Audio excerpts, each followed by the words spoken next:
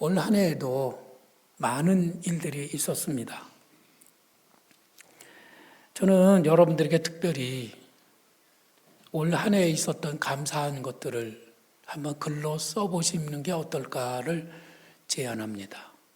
예년에는 우리가 오후에, 감사절날 오후에는 감사대회를 했었는데 올해는 찬양 집회를 하기 때문에 감사대회를 하지 못할 것 같아요. 다음 주 오후에는 찬양 집회가 있죠. 박찬미 찬양사역자가 와서 찬양으로 또 예배를 드리게 됩니다. 그분의 찬양과 간증으로 여러분들이 모두 참석하시고 은혜 받기를 부탁을 드립니다. 또 베스트들도 그 자리에서 간증을 통해서 은혜 받고 또 예수님을 영접하는 기회가 됐으면 좋겠다 생각을 합니다.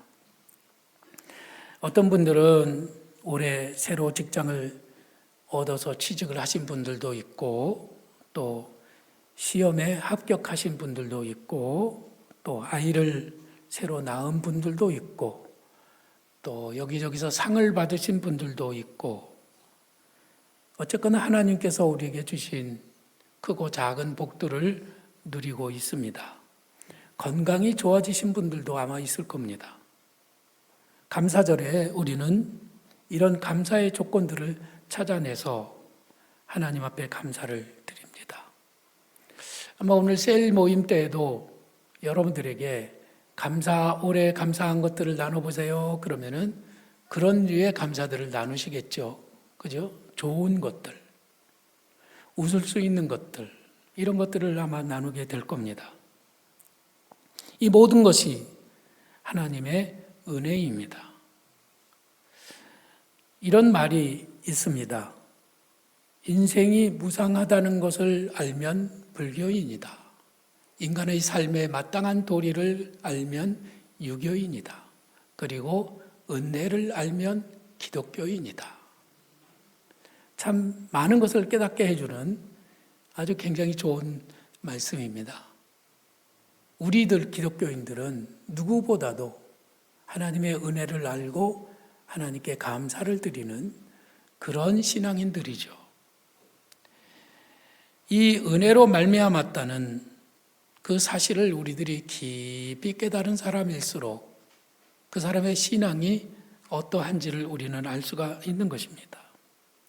매일 매주 하나님 앞에 감사드리고 그 감사가 넘치는 사람은 하나님의 은혜 안에 깊이 머무는 사람이고 감사할 게 별로 없는 사람은 그 사람의 신앙을 다시 한번 점검해 봐야 되는 그런 상황이라고 생각을 합니다. 우리는 감사하라고 하면 어쨌든지 하여간 좋은 것들을 찾아내고 있어요. 별로 없으면 막 이잡듯이 뒤져서 감사를 찾아냅니다. 그래도 감사가 없으면 우리들은 뭔가는 지금 병든 것이 아닌가 이렇게 생각을 해도 될 것 같아요. 여러분들 불평이 많았던 쥐 이야기를 아시나요? 한 마법사가 이리저리 숨어 다니는 쥐를 유심히 살펴봤습니다. 쥐는 굴에서 나오기 전에 바깥을 이렇게 살핍니다.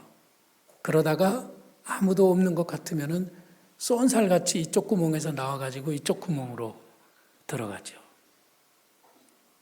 매일 불안하게 숨어 다녀요.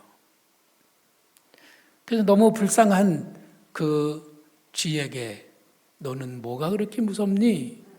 그렇게 물어봤더니 쥐가 말했어요. 저는 고양이가 너무 무서워요. 고양이만 없으면 살 것 같아요. 그래서 마법사가 쥐를 고양이로 만들어 주었습니다. 고양이가 된 쥐는 잠깐 행복했지만 여전히 또 불평이 많았어요. 여전히 두려워하고 있었어요. 그래서 너 고양이가 무섭다 그래서 고양이 됐는데 왜 또 불평이 그렇게 많은 거야? 그랬더니 이 쥐가 이렇게 말했습니다.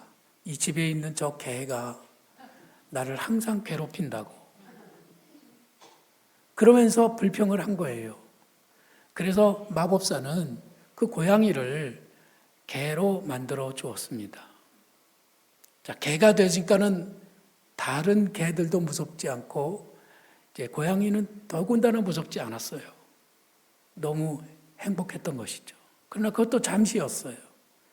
이 개는 다시 불평을 뚫어놓기 시작을 했어요.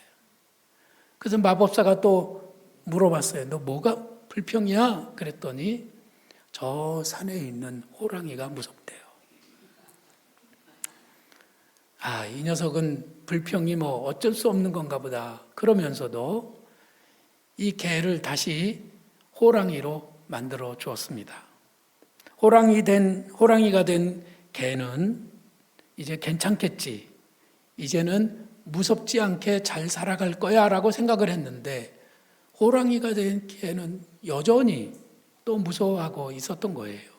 너 뭐가 무서워? 그랬더니 총을 든 사냥꾼이 무섭다고 그러는 거예요.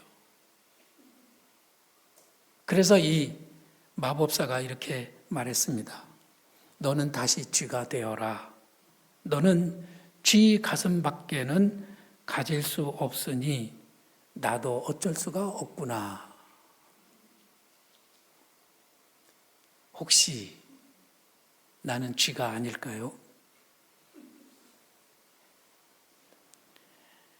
생각이 행동을 만들어냅니다. 감사할 것도 있는데 감사할 것은 내비두고 원망과 불평으로 하루하루를 살아가고 있다면 우리들은 불쌍한 사람들이죠.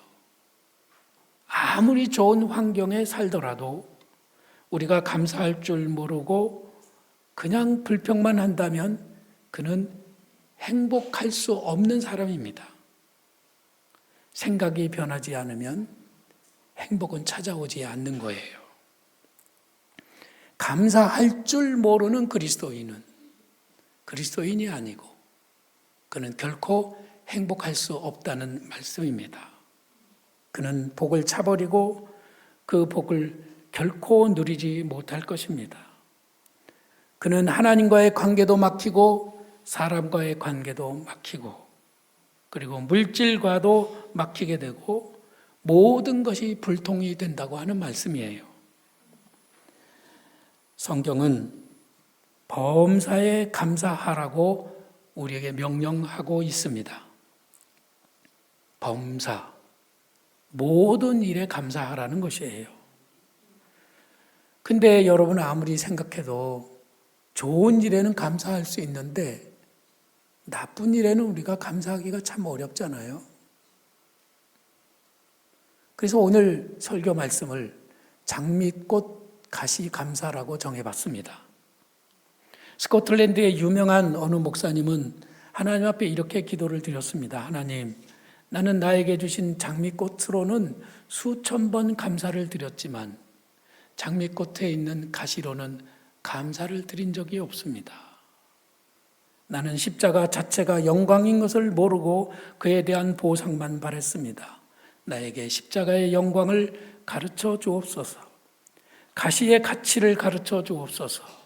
고통의 길을 걸어 당신을 따라갈 수 있음을 알게 하여 주시고 내 눈물이 나의 무지개가 됨을 알게 하여 주옵소서. 이렇게 기도를 드렸습니다. 여러분, 장미꽃에는 감사하지만 가시에는 우리가 감사를 드린 적이 없었어요. 저는 이 말씀을 준비하면서 오늘 저 자신에게 격려와 용기가 되기를 소망합니다.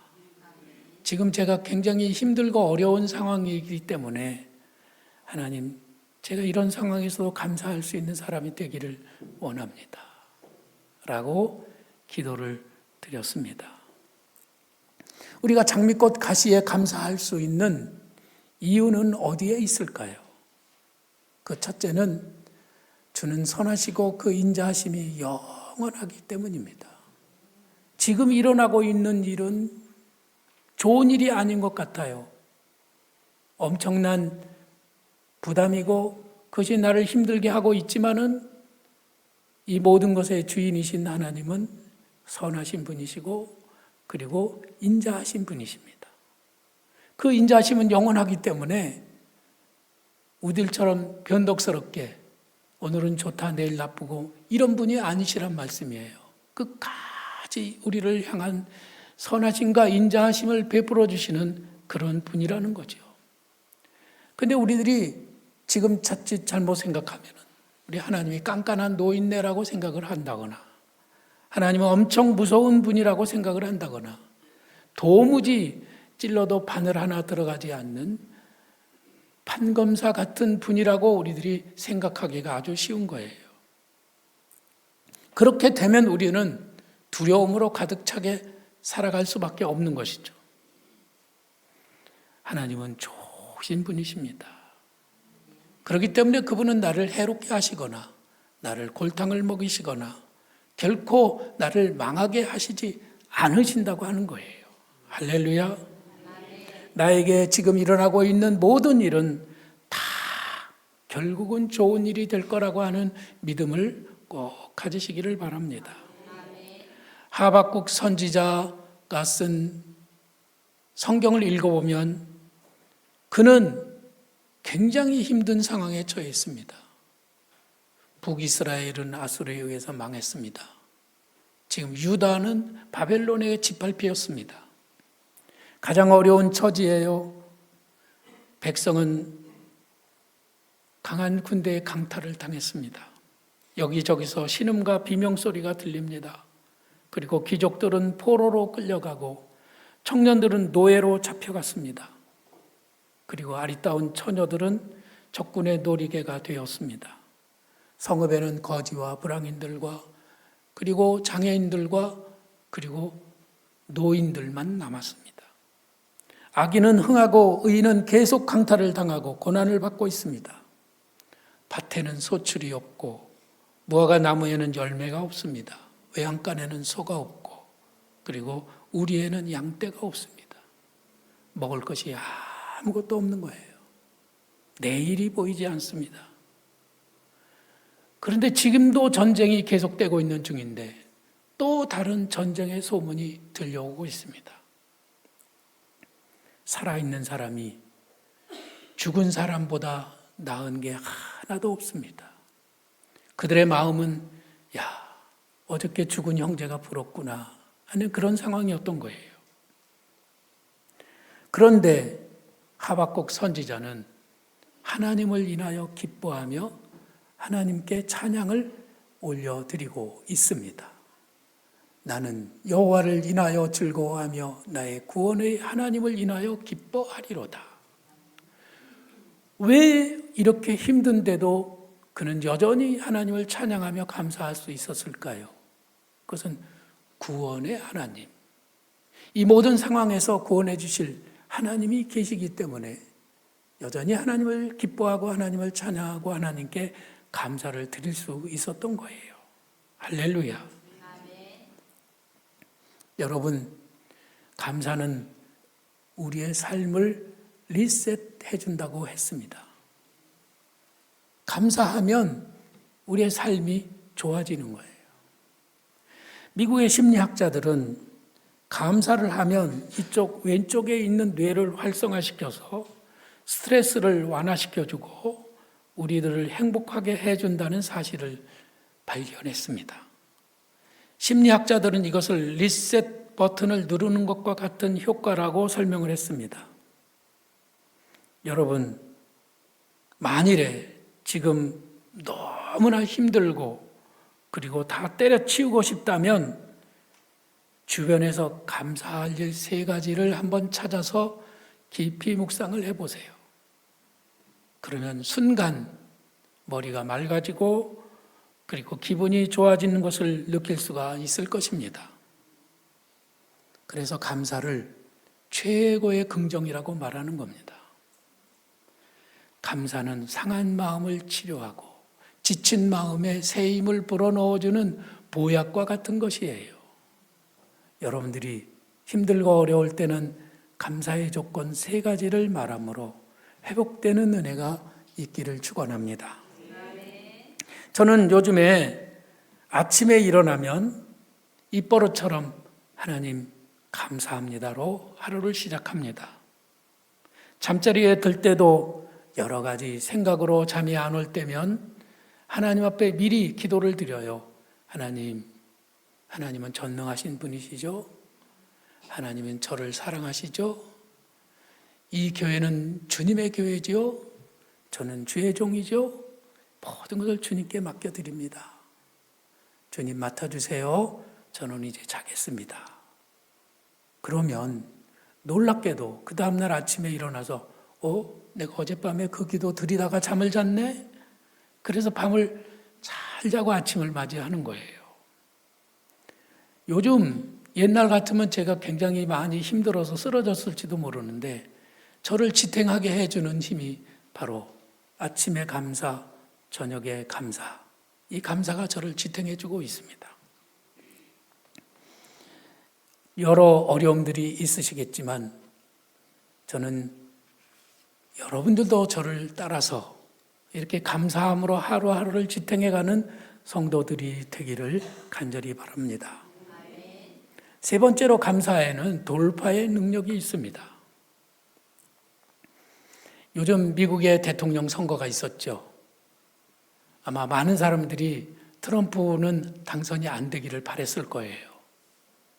특히 저 유럽의 지도자들이나 대부분의 대통령들은 이 트럼프 대통령이 안 되기를 바랬단 말이죠.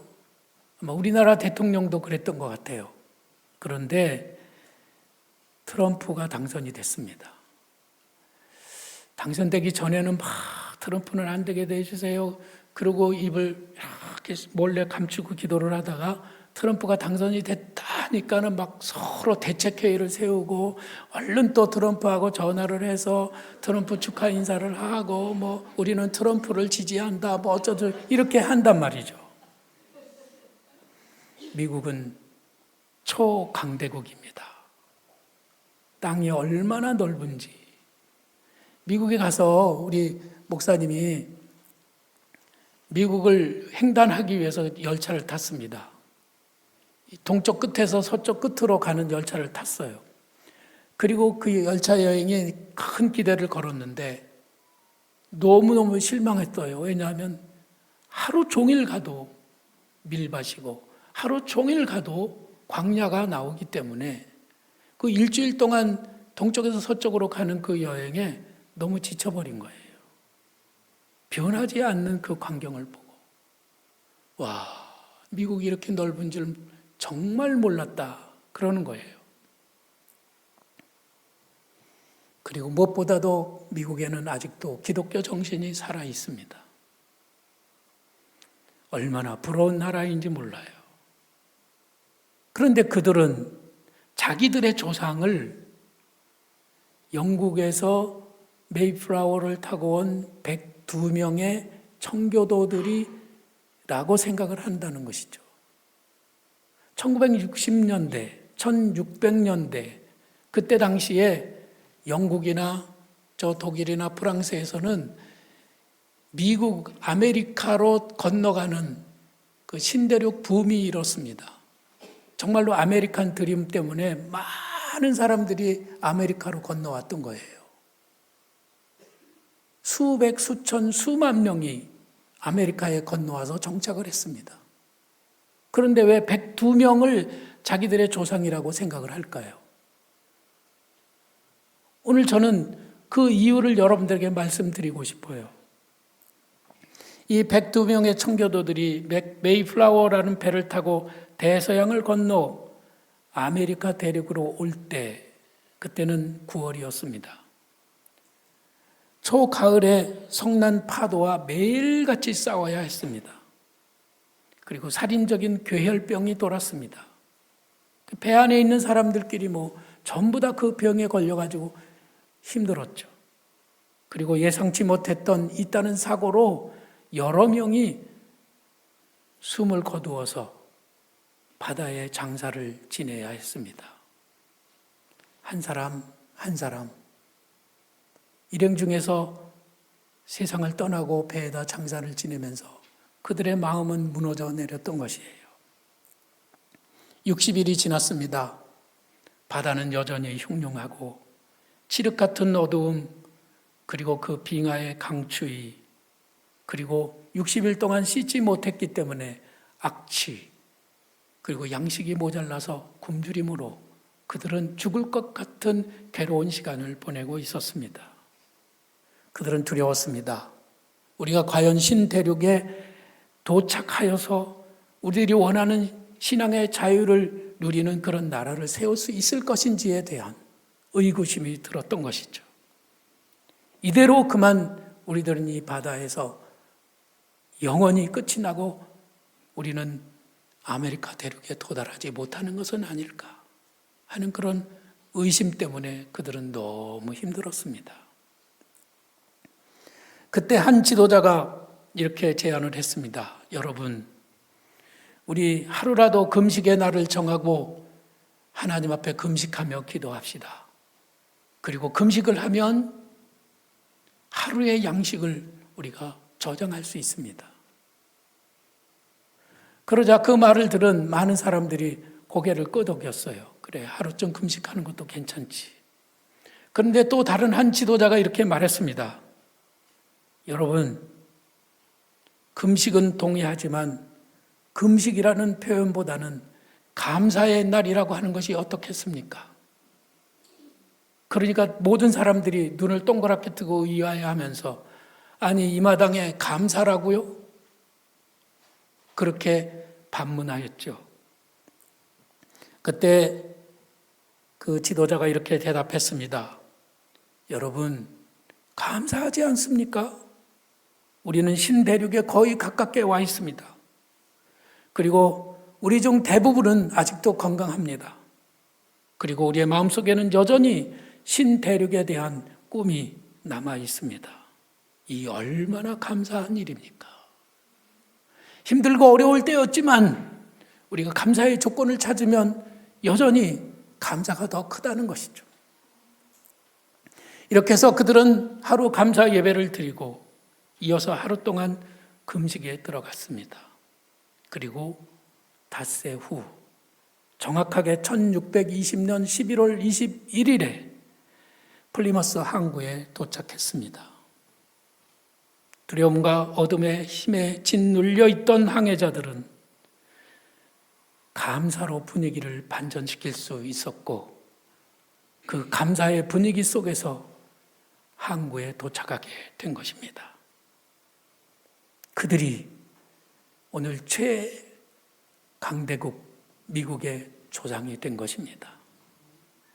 그들이 만일 그날 감사드리지 않았다면 그들을 짓누르는 그 추위와 굶주림과 그리고 질병과 파도와 어둠의 세력으로 인하여 그들은 파괴됐을 것이고 그들은 모든 것을 포기했을지도 모릅니다. 감사로 그들은 모든 어둠의 세력을 뚫고 돌파하여 오늘날의 미국을 세울 수 있었던 거예요. 할렐루야. 범사에 감사해야 될 최고의 이유가 있다면 저는 그것을 십자가에서 찾습니다.